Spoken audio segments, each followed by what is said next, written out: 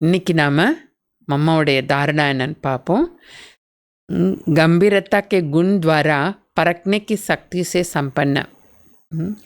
கம்பீரத்தாங்கிற குணத்தின் மூலமாக கண்டுபிடிக்கக்கூடிய சக்தினால் நிறைஞ்சவங்களாக ஆகிறது தான் இன்றைக்கி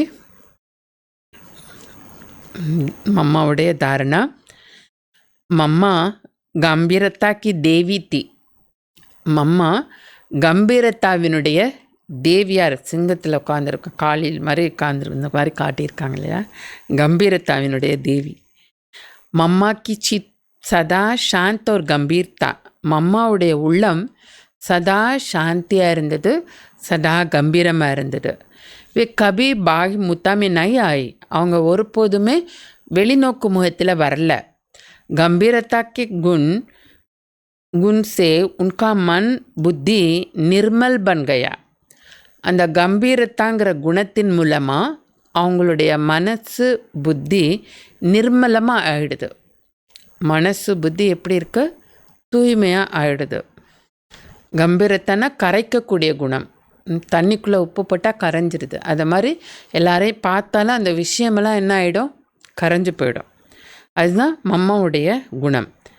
उनके सामने जब कोई भी आता तो वे उसको फौरन परख लेते. அப்போ அவங்களுக்கு முன்னாடி யாராவது வந்தாங்க அப்படின்னா அவங்க உடனே கண்டுபிடிச்சிருவாங்க. பரக்னேக்கே காரன் நிர்ணய கர்னா பி சகஜ் ஹோ ஜாத்தா ஹை. அந்த கண்டுபிடிக்க காரணத்தினால நிர்ணயம் செய்கிறதும் ஈஸியாக இருக்கும். किसी की भावना को यथार्थ समझने के लिए गंभीरता का गुण चाहिए. ஒருத்தங்களுடைய பாவனையை நம்ம ப்ராக்டிக்கலாக புரிஞ்சுக்கணுன்னா அதுக்கு கம்பீரத்தாவினுடைய குணம் வேணும். ஒருத்தங்களுடைய பாவனையை நாம் புரிஞ்சுக்கணுன்னா அதுக்கு நமக்குள்ளே கம்பீரத்தாவினுடைய குணம் வேணும். ஆனால் கம்பீரத்தாவில் ரமணிக்கத்தன்மைங்கிறது நான் மறக்கிறேன்னு சொல்லிட்டு இனிமே இல்லாமல் இருக்கக்கூடாது. அது மறைஞ்சு போகக்கூடாது. செஹரா சீரியஸ் நாகோ. கம்பீரமாக இருக்கிறேன்னு சொல்லிட்டு அதை நான் அழிச்சிட்டேன் அப்படி சீரியஸாலாம் ஆகக்கூடாது. இனிமே மறைஞ்சு போகக்கூடாது. सदा मुस्कुराते हुए हर एक के साथ व्यवहार में आना और अपने शांत पवित्र स्वधर्म में स्थित रहना, इसमें हम सबको मीठी मम्मा के सामान बनना है.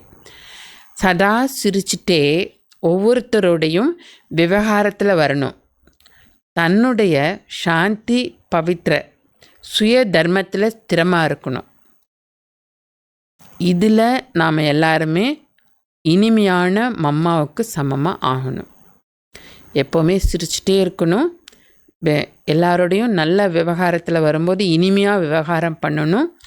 நாம் ஆத்மா சாந்தி பவித்ரதா இந்த ஸ்வதர்மத்தில் ஸ்திரமாக இருக்கணும். மனசில் கரைக்கணுன்னா நான் ஆத்மானாலும் நினைக்கணும்ல. ஆத்மாவுடைய ஸ்வரூபம் சாந்தி, ஆத்மா தூய்மையான ஆத்மா, இப்படியெல்லாம் நினச்சா தான் என்ன பண்ண முடியும்? கரைக்க முடியும்.